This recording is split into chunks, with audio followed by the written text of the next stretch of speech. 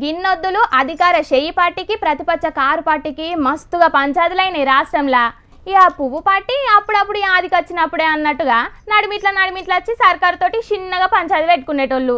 కానీ ఈ car party అంతనైతే కాదు. కానీ ఇప్పుడు కొత్తగా పువ్వు పార్టీకి షెయ్యి పార్టీకి పెద్ద పంచాది అవుతున్నది. ఈ ముచ్చట్ల కారు పార్టీ అయితే సైలెంట్గానే ఉన్నది అనిపిస్తున్నది. మరి గా ముచ్చట ఏందో గా పంచాది ఏందో పురా కరుసుకోవాలి కదా. నడువుండ్రి మరి.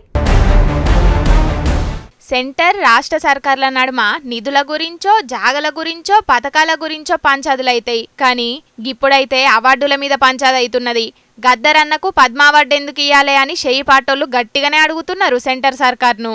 గీ ముచ్చట మీద ప్రధాని మోదీ సార్కు లెటర్ కూడా రాస్తున్నాడు సీఎం రేవంత్ అన్న. పద్మభూషణ్ పద్మశ్రీ అవార్డుల కోసం కూడా తెలంగాణ సమాజానికి ప్రతీకలైన గద్దర్ గారి పేరు, చుక్కా రామయ్య గారి పేరు, అందశ్రీ పేరు, గోరెట్ వెంకన్న పేరు, జయతీర్ తిరుమలరావు గారి పేర్లు వీటన్నిటినీ రాష్ట్ర ప్రభుత్వం నుంచి మేము ప్రతిపాదన ఇచ్చినాం. కానీ ఏ ఒక్క పేరు కూడా కేంద్ర ప్రభుత్వం పరిగణలోకి తీసుకోలేదు. ఇది మాకు కొంచెం బాధ కలిగించింది. పక్క రాష్ట్రంలో 5 ఇచ్చినప్పుడు కనీసం మనకు ఒకటి తక్కువ ఇచ్చిన 4 ఇచ్చినా కూడా ఈ పెద్దలందరికీ గౌరవం దక్కు ఉండేది. నేను తొందరలోనే ప్రధానమంత్రి గారికి లేఖ రాయబోతున్నా. అగ్గో గీ మాటల మీన్నే కేంద్ర మంత్రి బండి సంజయ్ అన్న గిట్ల ఫైర్ అయిండు. గద్దర్ ఎట్టిస్తాం చెప్పండి అని భావాజాలం ఏంది? ఎంతమంది భారతీయ జనతా పార్టీ కార్యకర్తలను మర్డర్ చేసిన వ్యక్తులు ఆయన ఎట్టిస్తాం? మేము పక్కా అయ్యాం. మా కార్యకర్తలను చంపితే మా కార్యకర్తలు చంపిన కార్యకర్తలను పాటలు పాడిన వ్యక్తి గద్దర్. అనేక మంది పోలీసులను ఎన్కౌంటర్ చేసిన విషయంలో గద్దర్. ఎట్లిస్తాం? మీరు వంశం ఇస్తామేంది అవార్డ్స్? భయపడే ప్రసక్తి లేదు, వెనుకపోయే ప్రసక్తి లేదు. వందల మంది భారతీయ జనతా పార్టీ కార్యకర్తలు నమ్మిన సిద్ధాంతం కోసం భారత్ మాతా కీ జై అని చెప్పి ఆందోళన చేస్తుంటే నక్సల్స్ భావోద్వేగం గద్దర్ మా కార్యకర్తలు హత్య చేయించిండు. ఎన్ఐఏ ఎంక్వైరీ చేసింది గద్దర్ గారి మీద. అనేక మంది పోలీసులను ఎన్కౌంటర్ పేరుతో మర్డర్ చేసిండు. అటువంటి వ్యక్తిని ఏ విధంగా పంపుతారు ఇవాళ? మరి పద్మ అవార్డులు పార్టీలను బట్టి ఇస్తారో లేకపోతే ఏమనుకుంటున్నాడో బండి సంజయ్ అన్న గాని గీ మాటల మీద మస్తుగా గరమైతున్నారు షెయ్యి పార్టీ లీడర్లు. నక్సలైట్ గా ఉన్నటువంటి వాళ్ళను వాళ్ళ పార్టీలో చేర్చుకొని ఎమ్మెల్యే టికెట్ ఇవ్వచ్చు, ఎంపీ టికెట్ ఇవ్వచ్చు. వాళ్ళ పేర్లను అధ్యక్షుల పేరు కూడా చూడడానికి అవకాశం ఉంటుంది.